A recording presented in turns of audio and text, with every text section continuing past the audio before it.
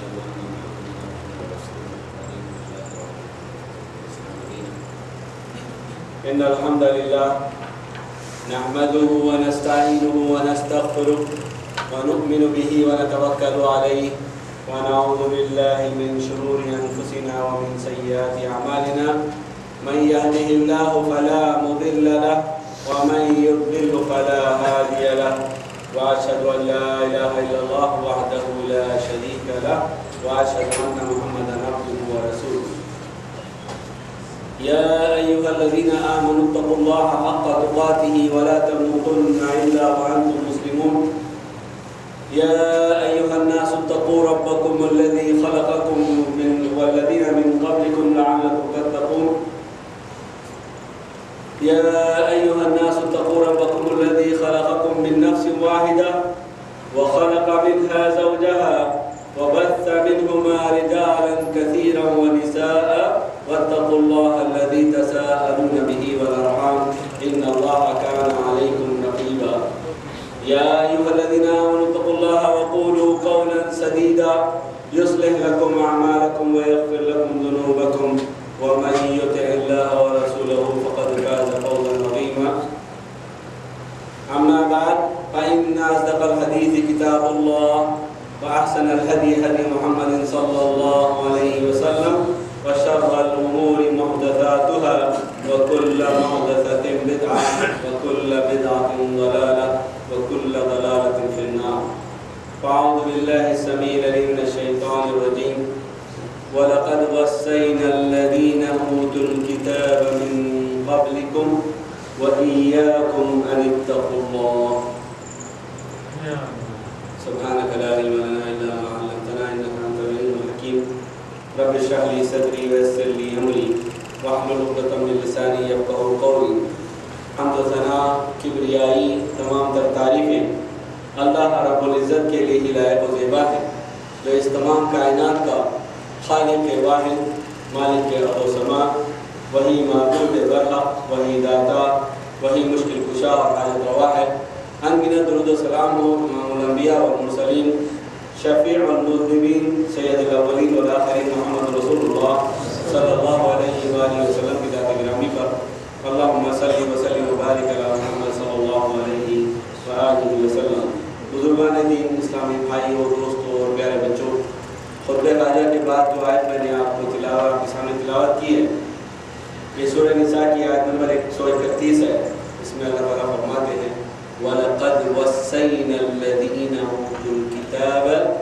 مِنْ قَبْلِكُمْ وَإِيَّاكُمْ أَنِ اتَّقُوا اللَّهَ پچھلے جمعہ میں بھی ہم نے تقویٰ کے تعلق سے ہی پوری بات کی تھی آج تقوی کا ایک اہم پارٹ ایک اہم حصہ ہے کہ تقویٰ صرف یہ نہیں ہے کہ انسان خالی نماز اور روزہ رکھے ہر عمل مسلمان کا وہ تقویٰ کے دائرے کے اندر ہونا چاہیے اللہ تعالیٰ فرماتے ہیں ہم نے تم سے پہلے کی جتنی امتیں آئیں ان سب کو اور تمہیں بھی یہی حکم دیا ہے اور یہی وصیت کی ہے کہ تقویٰ اختیار کرو اللہ سے ڈرو اللہ کے احکامات کی پابجائی کرو اور اللہ تبارک و تعالیٰ کے منع کردہ کاموں سے بچے رہو اللہ تعالیٰ سے دعا کرتے ہیں اللہ تبارک و تعالیٰ ہمیں اللہ کا بالکل فرما بردار اور اطاعت گزار بنائے اللہ تبارک و تعالیٰ نے فرمایا یا بنی آدم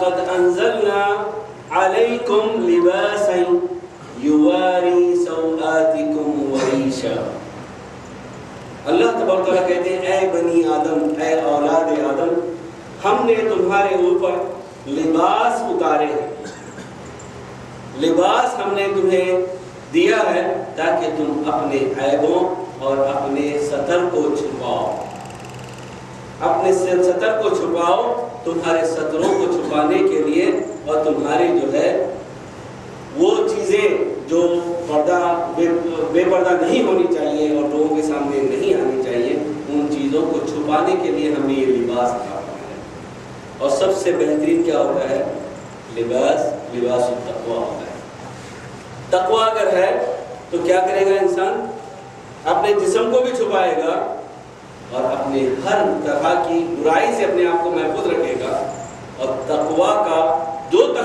ہے اسے پورا کرنے کی کوشش کرے گا۔ لباس بہت سارے لوگ پہنتے ہیں، راستہ تمام لباس پہننے والے نظر آتے ہیں۔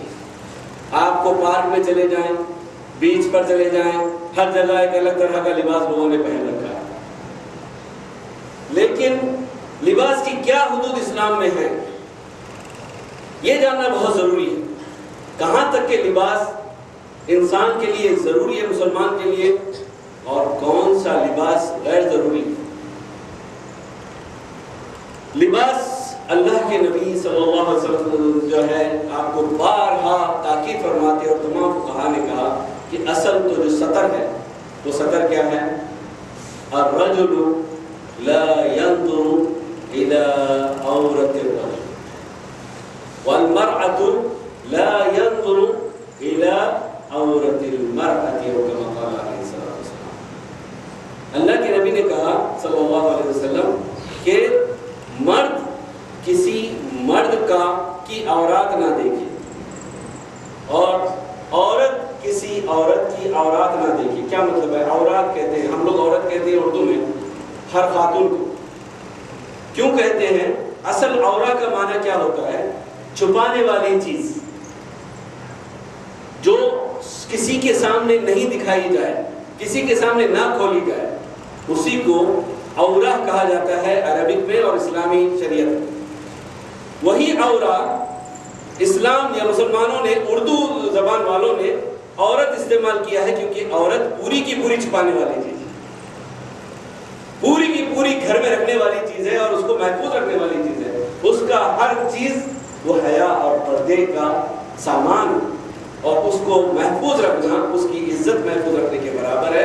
اس کو گھر پہ رکھنا اور اس کو گھر میں رکھنا اس کو جو ہے کھلے عام نہیں، اسی لیے عورت نام دیا گیا ہے، ورنہ اصل عورت کا جو معنی ہے وہ کیا ہے؟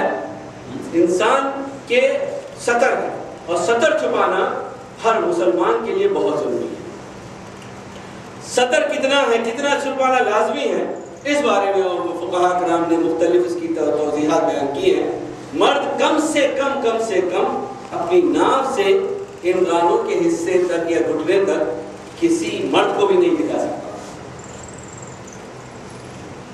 اور عورت کم سے کم اپنے سینے سے ان گانوں گھٹنوں تک عورت کو بھی نہ دکھائے۔ یہ اسلام ہے، ہمیں اتنا ادب سکھایا گیا ہے، لیکن کیا ہے اگر ہم بیچ پہ چلے جائیں تو کیا ہوگا؟ مرد بھی ادننگے، عورتیں بھی ادننگی۔ اب آدمی جائے تو مسلمان ہیں، لباس پہنے ہوئے ہیں، لیکن کیسا لباس پہنے ہوئے ہیں کہ پوری طرح سے کھلے اور ننگے نظر آتے ہیں۔ اللہ تعالیٰ ہمیں محفوظ رکھے۔ اللہ تبارک و تعالیٰ حیادار ہے اور حیا کو پسند فرماتا ہے۔ اللہ کے نبی صلی اللہ علیہ وسلم نے فرمایا ان اللہ عز وجل حیی ستیر یحب الحیاء والستر۔ اللہ کے نبی صلی اللہ علیہ وسلم نے فرمایا کہ اللہ تعالی حیادار ہے، خوب حیا کرنے والا ہے، اور اللہ تعالی حیا کو پسند فرماتا ہے اور ستر پوشی کو پسند فرماتا ہے۔ اللہ تعالی حیا اور ستر پوشی رکھنے والا اور اسے پسند فرمانے والا ہے، اور یہی صفت اللہ تبارک و تعالیٰ نے اپنے نیکوکار صالحین بندوں اور انبیاء کرام میں عطا فرمائی تھی۔ یہ انبیاء کی صفت ہے کہ وہ حیادار ہوتے تھے۔ اللہ کے نبی صلی اللہ علیہ وسلم نے موسیٰ علیہ السلام کے بارے میں فرمایا ان موسیٰ کان رجلا حییا ستیرا۔ جو الفاظ اللہ کے لیے استعمال کیے وہی الفاظ نبی کے لیے استعمال کیے رسول اللہ صلی اللہ علیہ وسلم نے موسیٰ علیہ السلام کے لیے، کہ اللہ تعالیٰ جیسا حیادار تھا ویسے ہی موسیٰ بھی حیادار اور ستر پوش انسان تھے، ستر پوش نبی تھے، اپنی ستر کو چھپانے والے تھے۔ لا یرا من جلدہ شیء استیاء منہ کما قال علیہ السلام۔ اپنے جلد کا کوئی حصہ کسی کو نہیں دکھاتے تھے۔ کون؟ موسیٰ علیہ السلام۔ ان کے جو لباس پہن لیتے، جو کپڑا پہنتے، اپنے جلد کا کوئی حصہ بھی کسی کو بھی دکھاتے نہیں تھے۔ موسیٰ علیہ السلام اتنے زیادہ حیادار تھے، اور اللہ کے نبی صلی اللہ علیہ وسلم ایک دن تشریف فرما تھے مجلس میں، سب لوگوں کے سامنے نبی کریم صلی اللہ علیہ وسلم کی پنڈلی کا اتنا سا کپڑا اڑ گیا۔ اچانک عثمان رضی اللہ تعالیٰ عنہ آئے، اللہ کے نبی صلی اللہ علیہ وسلم کے داماد، اللہ کے رسول صلی اللہ علیہ وسلم نے وہ اپنی پنڈلی بھی کور کر لی اور قریب ہو کے پورے اپنے کپڑے سنوار کے بیٹھ گئے۔ لوگوں نے کہا جب سب بیٹھے ہوئے تھے آپ اپنی پنڈلی تو پہ کپڑا نہیں ڈالے، اب جیسے عثمان آ گئے تو کیوں آپ نے کہا جو ہے ایسا کیا؟ کہا عثمان بہت حیادار ہے، جس سے فرشتے بھی حیا کرتے ہیں، اور میں نے چاہا کہ میں بھی اس سے حیا کروں۔ اتنی حیا اللہ تعالیٰ سے دعا کرتے ہیں، یہ عثمان کی حیا ہمارے اندر۔ حیاداری بہت ضروری ہے۔ بے حیائی اسلام میں بہت زیادہ مذمت اور منکر چیز ہے، بری چیز ہے۔ بے حیائی سے اپنے آپ کو بچایا جائے۔ آج ہو کیا رہا ہے؟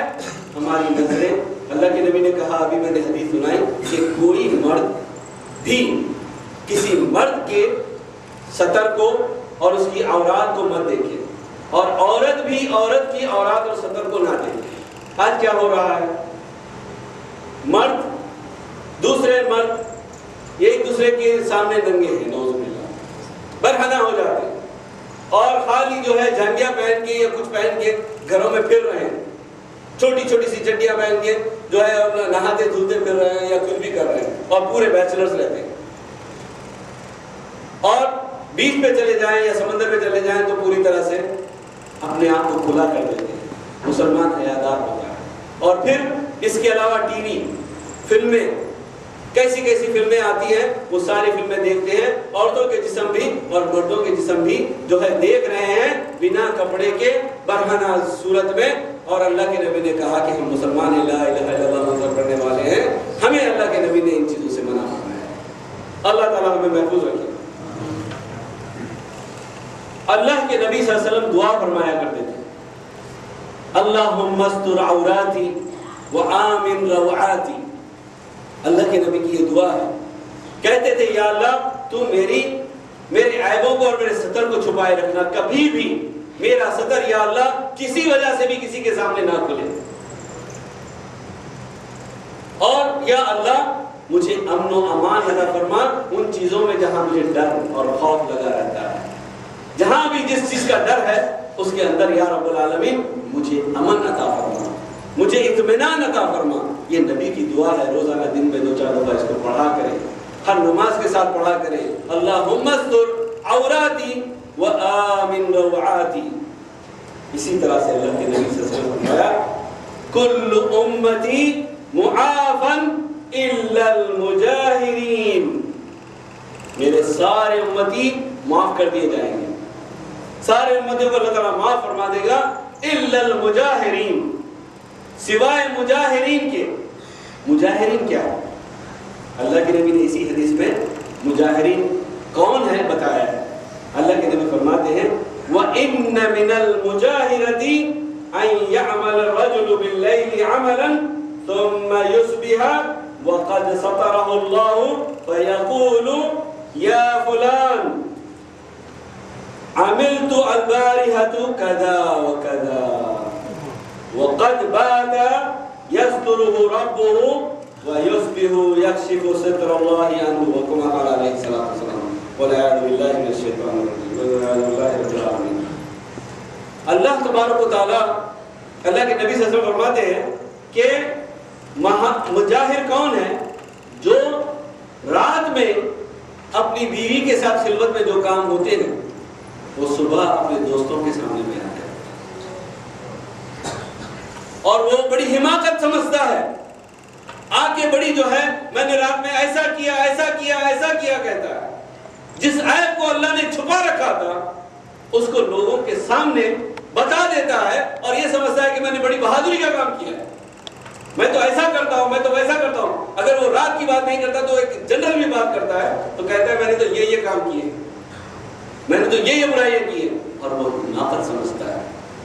اللہ کے نبی صلی اللہ علیہ وسلم نے فرمایا اللہ تبارک و تعالیٰ ایسے شخص کے پیچھے پڑ جاتا ہے اور اس کے عیب اللہ تعالیٰ سامنے دنیا کے سامنے اس کو بے شرم اور بے حیا اور بے عزت بنا کے دیتا ہے۔ اللہ تعالیٰ اب اس کی عزت ختم کر دیتا ہے، کیونکہ اس نے کیا کیا؟ اپنے گھر کی عزت کو باہر لایا، اپنے گھر کی عزت کو اس نے باہر لایا۔ ایسے کو اللہ تعالیٰ پسند نہیں فرماتا۔ اسی طرح سے اللہ تبارک و تعالیٰ کے نبی صلی اللہ علیہ وسلم نے فرمایا لا یستر اللہ علی عبد فی الدنیا الا سترہ اللہ یوم القیامہ۔ اللہ تبارک و تعالیٰ کسی کی ستر پوشی نہیں فرماتا سوائے اس کے کہ جو دنیا میں ستر پوشی کرتا ہے تو قیامت کے روز اللہ تعالیٰ آخرت میں اس کی ستر پوشی فرماتا ہے۔ دنیا میں کوئی ستر پوشی دوسرے کی کرتا ہے تو کیا کرتا ہے اللہ تعالیٰ؟ آخرت میں اس کی ستر پوشی فرماتا ہے۔ قیامت کے روز جب حساب کتاب کے لیے سب جمع ہوں گے، اللہ تبارک و تعالیٰ کے حکم سے فرشتے ایک بندے کو ندا لگائیں گے، ایک بندے کو آواز دی جائے گی، فلاں بن فلاں کہاں ہے؟ آ جاؤ۔ سارے کے سارے لوگ اپنے حساب کتاب کے لیے انتظار میں لگے ہوئے ہیں۔ ایک شخص کا نام لیا جا رہا ہے، اس کو پکارا جا رہا ہے، آ جاؤ رب العالمین کے سامنے حاضر ہو جاؤ۔ اتنا بڑا میدان ہے، اس میں سے سارے لوگوں کی ٹک ٹکی نظر جو ہے اس شخص پہ جاتی ہے، اگر یہ کون ہے؟ یا تو یہ بہت اچھا انسان ہے، اللہ تبارک و تعالیٰ اسے بہت زیادہ ثواب دینا چاہتا ہے، یا پھر یہ اتنا برا انسان ہے کہ اسے اللہ تعالیٰ جو ہے اسے جہنم رسید کرنا چاہتا ہے سب سے پہلے، اس لیے اس شخص کو آواز دی جا رہی ہے، پکارا جا رہا ہے۔ وہ آتا ہے اللہ تعالیٰ کے قریب، جب وہ تھوڑی دور ہوتا ہے اللہ تعالیٰ کہتا ہے اور قریب آ جاؤ، اور قریب آ جاؤ، اور قریب آ جاؤ۔ جب وہ بندہ قریب آتا ہے اللہ تبارک و تعالیٰ کے ایک دم نزدیک ہو جاتا ہے، اب لوگ سارے دیکھ رہے ہوتے ہیں، اللہ تعالیٰ ان کے سامنے پردہ حائل کر دیتا ہے، ان کے سامنے پردہ حائل کر دیتا ہے۔ اب پردے کے پیچھے سارے لوگ ہیں، پردے کے اس طرف جو ہے وہ بندہ ہے اور رب العالمین۔ اللہ تعالیٰ اس کو بلا کے پوچھتا ہے، قریب کر کے پوچھتا ہے، بندے تو نے یہ گناہ کیا تھا، تو نے یہ گناہ کیا تھا؟ اب کوئی چارہ نہیں ہے، وہ جانتا ہے کہ میں نے یہ گناہ کیا ہے۔ وہ کہے گا یا اللہ ہاں غلطی ہو گئی، مجھ سے غلطی ہو گئی یا رب العالمین، میں نے جو ہے یہ ظلم کیا، مجھ سے یہ گناہ ہو گیا۔ وہ کہتا جائے گا، کہتا جائے گا، اللہ تعالیٰ پوچھتا جائے گا، وہ کہتا جائے گا یا اللہ مجھ سے یہ غلطی ہو گئی، تو مجھے معاف فرما دے، میں نے یہ کیا ہے، میں نے یہ کیا ہے۔ وہ کہتا رہے گا، اللہ تعالیٰ کہے گا جب تو یہ دنیا میں یہ برائی کر رہا تھا کیا میں اس بات پر قادر نہیں تھا کہ میں تیرے یہ عیب اور یہ برائی لوگوں کے سامنے دکھا دیتا، اور تو یہ برائی کرتے ہوئے لوگوں کے سامنے آ جاتا؟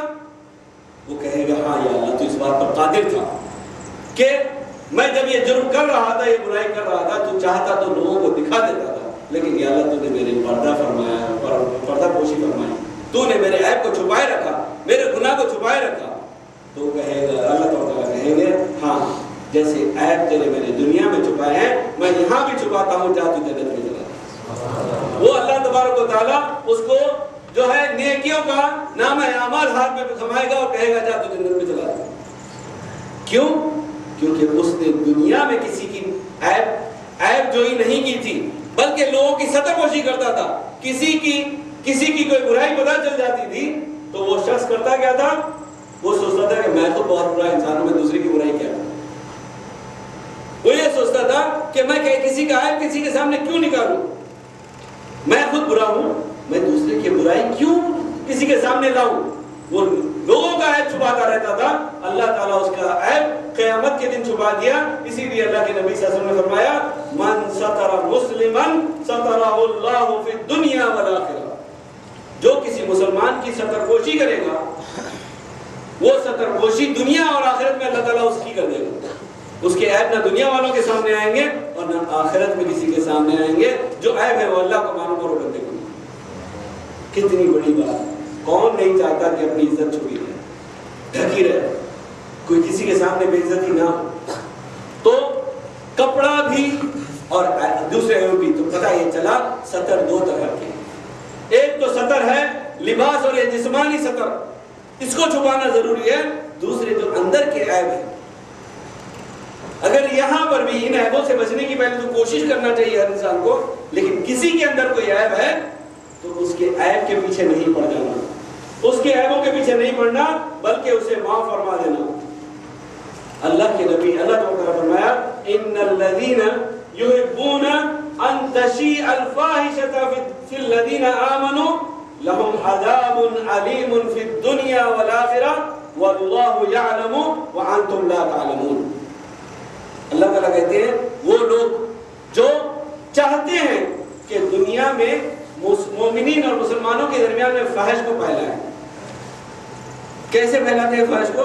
یا تو کوئی کسی کو گالی سکھاتا ہے، کسی کو برے باتیں سکھاتا ہے، ٹھیک ہے، بات بات پہ گالی دیتا رہتا ہے اپنے ماحول میں اپنے ساتھ رکھتا ہے، اور دوسرا بندہ بھی کیا ہوتا ہے اس کی گالیاں سیکھتا ہے اور وہ کیا کرتا ہے کہیں اور آگے استعمال کرتا ہے نا، ہوتا ہے ایسا، گالیاں سکھاتے ہیں۔ دوسرے خود گندی فلمیں دیکھتے ہیں، دوسروں کو بھی بلا کے دکھاتے ہیں، خود گانے سنتے ہیں، دوسروں کو بلا کے سناتے ہیں، ہر طرح کی برائی، اور کہتے کیا ہے چینل بناتے ہیں برائی کے اور پھیلاتے ہیں چینل، جو برائی پھیلا سکتے ہیں، جو تصویریں، اگر کوئی برا یا گندا ناول مل گیا خود بھی پڑھیں گے، دوسرے کو بھی دے دیں گے جی پڑھو بہت بہترین، گندی کتاب لا لی اور کسی کو دے دیا اور وہ بیچارہ پڑھ رہا ہے، وہ دوسرے کو دے رہا ہے، وہ تیسرے کو دے رہا ہے، حالانکہ کیا تھا بجائے اس کے کوئی نیکی کی کوئی اچھی کتاب لاتے، کوئی کیسٹ لاتے، کوئی سی ڈی لاتے دین کی، اللہ اور رسول کے احکامات کی، قرآن و سنت کی جو ہے تفسیر اور تشریح کی کیسٹیں لا کے پہنچانے کے بجائے، کتابیں پہنچانے کے بجائے کرتے کیا ہیں ایسی سیڈیاں، اور آج کل تو اتنا بھی بولنے کی ضرورت نہیں ہے، صرف میسج سے فون پہ جو ہے فوراً بلوٹوتھ کے ذریعے فلاں کے ذریعے سے ٹرانسفر کر دیا، برائی خود بھی دیکھ رہے ہیں دوسرے کو بھی دکھا رہے ہیں۔ ای میل اور انٹرنیٹ اتنا آسان ہو گیا ہے، جس طرح سے چاہیں میسیجز گندی تصویریں اور آپس میں ایک دوسرے کو جو ہے شیئر ہو رہی ہیں، یا پھر کسی کی برائی کا پتہ چل گیا، کوئی آدمی غیر ضروری کسی نے کسی پر کوئی الزام لگا دیا، کوئی برا کہہ دیا کسی کے بارے میں، اس کی برائی پھیلانا شروع کہ بھائی دیکھو فلاں جو آدمی ہے ہم لوگ سمجھتے ہیں بہت اچھا ہے، وہ عورت بہت اچھی ہے، لیکن دیکھو اس کے اندر یہ برائی ہے، یہ دیکھو کسی کا میں نے فروغ دے رہا ہوں میں تمہیں، جبکہ کرنا کیا تھا عیب چھپانا تھا، لیکن ہم نے کیا کیا دوسروں کے عیبوں کو لوگوں کے سامنے لانا شروع کر دیا۔ ایسی صورت میں کیا ہوتا ہے اللہ کے نبی صلی اللہ علیہ وسلم نے فرمایا یا معاشر من اسلم بلسانہ، اے لوگوں جو لوگ اسلام لا لیے ہیں ابھی تو زبان سے دلوں میں ابھی گھسا نہیں ہے، مسلمان تو ہے، ابھی وہ ایمان کے اندر وہ تقویت وہ قوت نہیں پیدا ہوئی ہے، لیکن مسلمان ہو گئے ہو تو کیا کرو وَلَمْ يُقْضِي الْإِيمَانَ إِلَىٰ قَلْبِهِ لَا تُؤْذُوا الْمُسْلِمِينَ وَلَا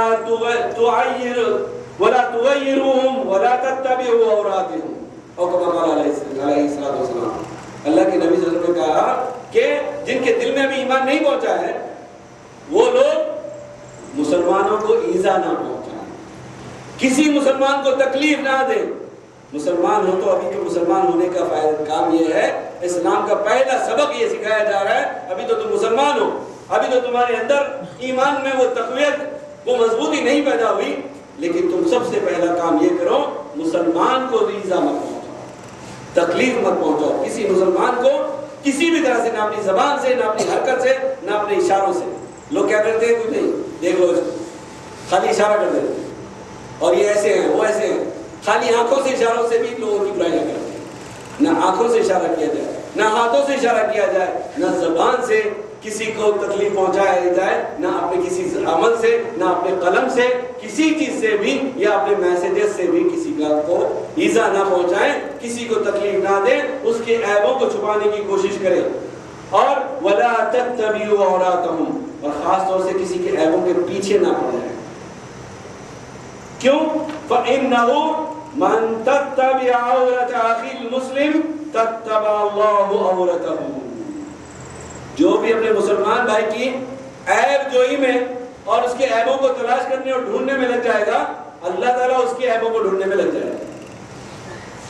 پھر کیا ہوگا وَمَن تَتَّبِعَ اللَّهَ عَوْرَتَهُ يَفْضَحْهُ وَلَوْ فِي جَوْفِ رَحْلِهِ، اور اگر تو اگر اللہ تعالیٰ کسی کے عیب کے پیچھے پڑ جائے گا تو اگر وہ گھر کی چار دیواری میں یا بند قلعے کے اندر بھی موجود ہوگا اللہ تعالیٰ اس کے عیبوں کو لوگوں کے سامنے لا دے گا۔ اللہ تعالیٰ سے دعا کرتے ہیں ہمیں جو ہے عیب جوئی سے محفوظ رکھے اور لوگوں کے عیبوں کو چھپانے والا اور لوگوں کی اور اپنی اور ہر کسی کی ستر پوشی اور صحیح طرح سے لباس کو پہننا اور اس کا صحیح استعمال کرنا، بچوں کو بھی اچھے کپڑے پہننا سکھانا، بچیوں کو بھی اچھے کپڑے پہننا سکھانا۔ عام طور پہ بیٹیاں چھوٹی ہیں کہہ کے آدھے کپڑے پہنا کے بچوں کو گھما رہے ہیں، 5 سال کی ہے، 7 سال کی ہے، 10 سال کی ہے، بچوں کو بھی کپڑے اچھے پہنائیں، اچھے لباس پہنائیں، بلکہ 8 سال 10 سال کی بچی کو بھی برقع پہنائیں گے تو اس کی عزت زیادہ ہوگی، اس کا مقام زیادہ ہوگا اور وہ جو ہے چھپی رہے گی عیبوں سے۔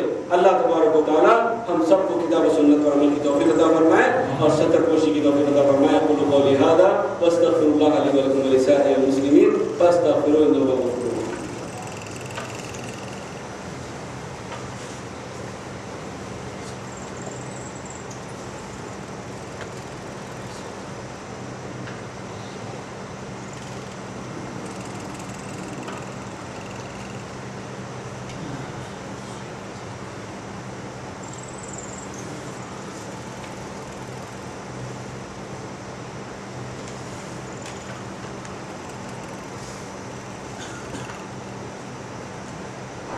الحمدللہ وکفی وسلام علی الذین اصطفی اما بعد۔ امام مالک رحمۃ اللہ علیہ کہتے ہیں میں نے ایک قوم کو ایسی دیکھا کہ جن کے اندر خود تو عیب نہیں تھے، کچھ لوگ ایسے بھی ہوتے ہیں خود کے اندر عیب نہیں ہے لیکن دوسروں کے عیبوں کو تلاش کرنے شروع کیا، اور کچھ ایسے لوگوں کو دیکھا کہ جو ہے خود کے اندر عیب ہیں لیکن دوسروں کے عیبوں کو لوگوں کے سامنے لاتے رہتے ہیں کہ ہمارے عیب چھپ جائے۔ تو کہا کہ یہ دونوں بھی ویسے ہی لوگ ہیں جو اس حدیث میں اللہ کے نبی نے منع کیا ہے کہ لوگوں کے عیبوں کی طرف مت پڑ جاؤ۔ اگر تم لوگوں کے عیبوں کی طرف پڑ جاؤ گے تو کیا کرے گا اللہ تعالیٰ؟ اللہ تعالیٰ تمہارے عیبوں کو جو ہے کہ پیچھے پڑ جائے گا اور تمہاری جو ہے وہاں پر بدنامی ہوگی۔ اس لیے اللہ تعالیٰ نے فرمایا وَلِبَاسُ التَّقْوَى ذَلِكَ خَيْرٌ، لباس تقویٰ اگر ہوگا تو جو ہے ہم اگر تقویٰ ہمارے اندر پیدا ہو جائے گا تو کیا کریں گے؟ ہم اپنے عیبوں کو بھی اپنے آپ کو بھی عیبوں سے بچانے کی کوشش کریں گے اور دوسروں کے عیبوں کو بھی جو ہے چھپاتے رہیں گے۔ اللہ تعالیٰ سے دعا کرتے ہیں کہ اللہ تبارک و تعالیٰ ہمیں عیب جوئی سے محفوظ رکھے اور سب کی ستر پوشی فرمائے کرنے کی توفیق عطا فرمائے۔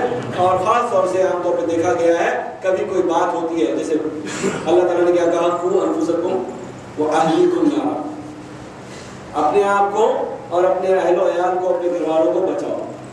اگر آپ باپ ہو یا بڑے بھائی ہو، آپ دیکھتے ہو کہ ایک چھوٹا بھائی ہے، وہ تھوڑا سا عادتوں میں یا بیٹا ہے، عادتیں اس کی بگڑ رہی ہیں، دوستوں کے ساتھ رات بھر پھر رہا، کیا ہوتا ہے؟ آپ کو شک ہوتا ہے، انسان ہے، مسلمان ہے، شبہ ہوتا ہے کہ پتہ نہیں کیسے دوستوں میں جا رہا ہے، 2 بجے رات کو آتا ہے، 4 بجے رات کو آتا ہے، 2:30 بجے رات کو آتا ہے۔ آپ کیا کرتے ہو؟ اپنے دوسرے بیٹے کو یا چھوٹے بھائی کو بولتے ہو کہ بھائی ذرا اس کے اوپر نظر رکھو، کہیں یہ کوئی برائی تو نہیں کر رہا ہے، ہو سکتا ہے وہ برائی نہیں کر رہا اور یہ بھی جانتا ہے کہ میرا خون ہے، میرا بھائی ہے، انشاءاللہ ایسا نہیں کرے گا، میرا بیٹا ہے نہیں کرے گا، لیکن پھر بھی زمانے کے حساب سے اور عمر کے حساب سے اس کو سوچنا پڑتا ہے۔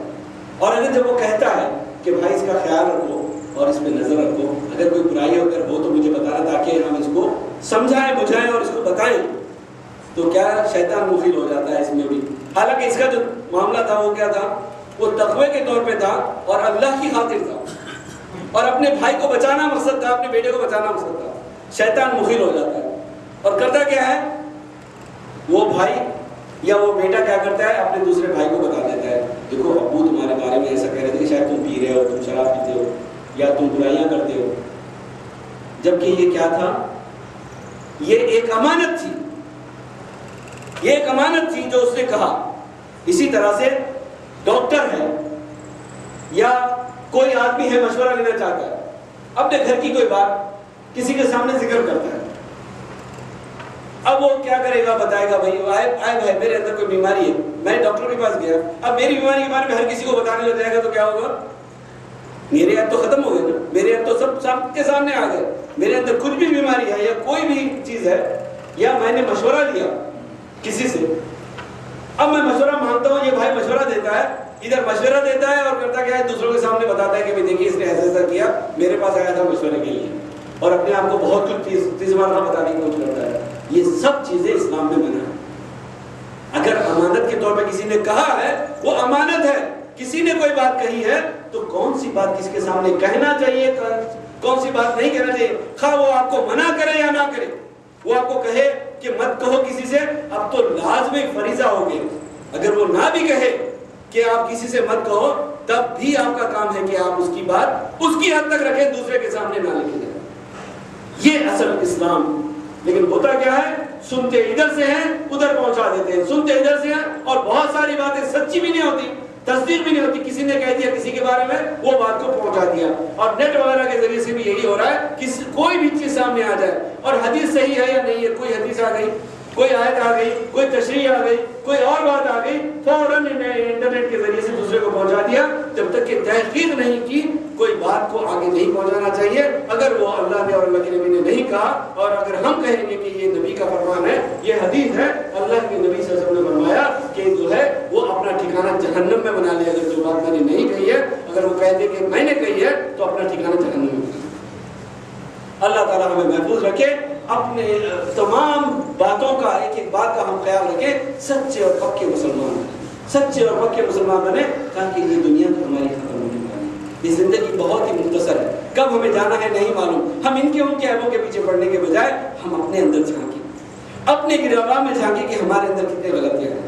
ان غلطیوں کو ہم اپنی اصلاح کریں. ہم رات دن جو ہے سوچتے رہیں کہ ہمارے اندر کتنی برائی ہے، دن بھر میں ہم نے کتنے نیکیاں کی ہیں، کتنے برائیاں کی ہیں. بیلنس دیکھتے جائیں، اور جہاں جہاں برائیاں زیادہ ہو رہی ہیں، برائیوں کو مٹاتے جائیں اور نیکیوں کو بڑھاتے جائیں، نیکیوں کو بڑھاتے جائیں، نیکیوں کو بڑھاتے جائیں، اور برائیوں کو ختم کرتے جائیں، تاکہ یہ زندگی اور یہ دنیا اور یہ آخرت ہماری اچھی بن جائے. اللہ تبارک و تعالیٰ کا ارشاد ہے، ان اللہ وملائکتہ یصلون علی النبی یا ایھا الذین آمنوا صلوا علیہ وسلموا تسلیما.